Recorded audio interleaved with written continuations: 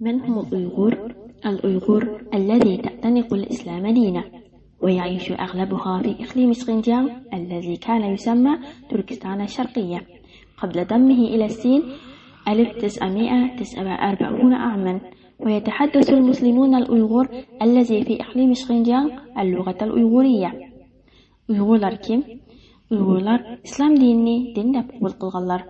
Ularning ko'pinchisi 1949-yili Jungo qo'shilishdan burun Sharqi Turkiston deb atalgan Xinjiangda yashaydi va Uyg'ur musulmonlari Uyg'ur tilida so'zlashadi.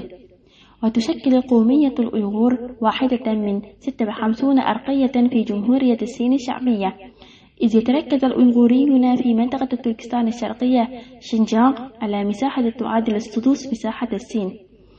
وتشير تقديرات إلى أن عدد المسلمين الأيغور يصل إلى 25 مليون نسمة.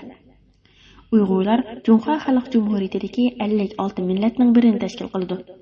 Chunki Uyg'urlar Sharqi Turkiston rayoniga markazlashgan. Xinjiang bo'lsa, Jungo ko'lamining 6dan 1 qismini egallaydi. Uyg'urlarning soni taxminan 25 million. معاناة المسلمين أيغور قديمة جدا وليست وليدة السنوات الأخيرة.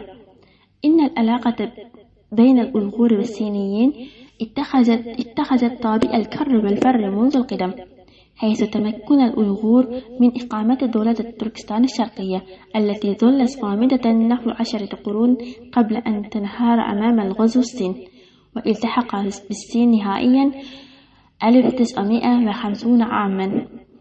Uyg'ur musulmonlarning azob uqubatlari nihoyat ko'ni bo'lib, yaqinqi yillarning emas.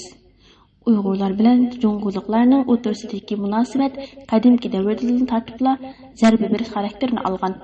Chunki Uyg'urlar Jungo tajovuzchilari yemirlashdan burun 10 asr ilgari mustahkam turgan Sharqi Turkiston davlatini qurgan. 1950-yili Jungoga qo'shilgan.